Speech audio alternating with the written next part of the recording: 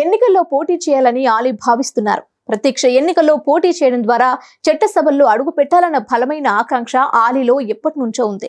సుదీర్ఘ కాలం తెలుగుదేశం పార్టీలో ఉన్న ప్రత్యక్ష ఎన్నికల్లో పోటీ చేసే ఛాన్స్ దక్కలేదు. అందుకే గత ఎన్నికల్లో టీడీపీ నుంచి వైసీపీలోకి చేరారు. కానీ అప్పటికే వైసీపీ అభ్యర్థుల ప్రకటన పూర్తయింది.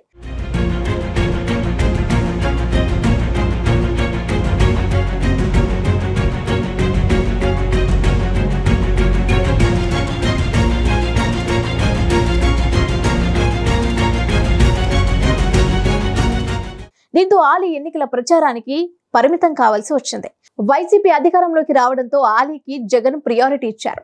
ఎలక్ట్రానిక్ మీడియా సలహాదారుడిగా పదవిచ్చారు. ఆ పదవిలో కొనసాగుతున్న ఆలీ వైసీపీలో యాక్టివ్ గా పనిచేస్తూ వస్తున్నారు. అందుకే ఈ ఎన్నికల్లో ఆలీకి ఛాన్స్ ఇవ్వాలని జగన్ భావిస్తున్నారు. ఆలీ సొంత నియోజకవర్గం రాజమండ్రి. అక్కడ కేంద్రంగా ఎన్నో సేవా కార్యక్రమాలు చేస్తున్నారు ఆలీ. రాజమండ్రి నుంచి ఎంపీగా పోటీ చేయాలన్నది ఆలీ ఆకాంక్ష.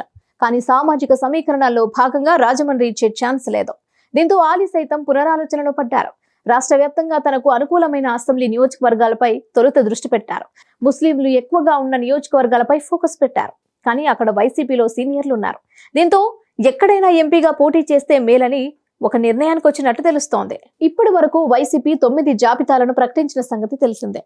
దాదాపు 80 అసెంబ్లీ స్థానాల్లో సిట్టింగ్లను మార్చారు. త్వరలో కొద్దిపాటి మార్పులు ఉంటాయని ప్రచారం జరుగుతోంది. సరిగ్గా ఇటువంటి తరుణంలోనే ఆలీకి సీఎంఓ నుంచి పిలుపొచ్చినట్లు తెలుస్తోంది. జగన్ కర్నూలు లేదా నంద్యాల పార్లమెంటు స్థానం నుంచి పోటీ చేయాలని ఆలీకి సూచించినట్లు సమాచారం. ఆ 2 నియోజకవర్గాల్లో ముస్లిం ఓట్లు బ్యాంకు అధికం. వైసీపీకి పట్టు ఉండటం, ఆలీ సెలబ్రిటీ కావడంతో తప్పకుండా విజయం సాధిస్తారని హైకమాండ్ కు నివేదికలు అందాయి. అందుకే జగన్ ప్రత్యేకంగా ఆలీని పిలిచి ఈ విషయం చెప్పినట్లు సమాచారం.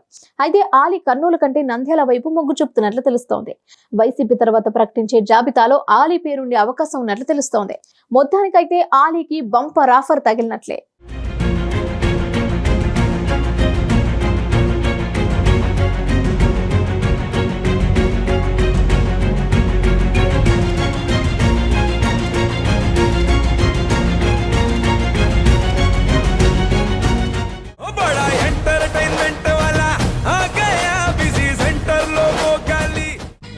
సక్కు సక్కేంద్ర సక్కు సక్కు బాయ్ బాయ్ బాయ్ బాయేంద్ర భార్గవ్ బాయ్ బాయ్. గిరాకి వచ్చే టైం ఏంది? కస్టమర్లు వస్తున్నాడు, రేటు కలిపి కస్టమర్లు వస్తున్నారు కదా, మాత్రం పొగరు ఉంటది. మరి తగ్గించేద్దాం పొగర్ని. డబ్బులు కట్టేస్తామేంటి కొంప తీసి? లేదు, కస్టమర్లు ఆపేద్దాం. పదా మరి మన బిజినెస్ స్టార్ట్ చేద్దాం.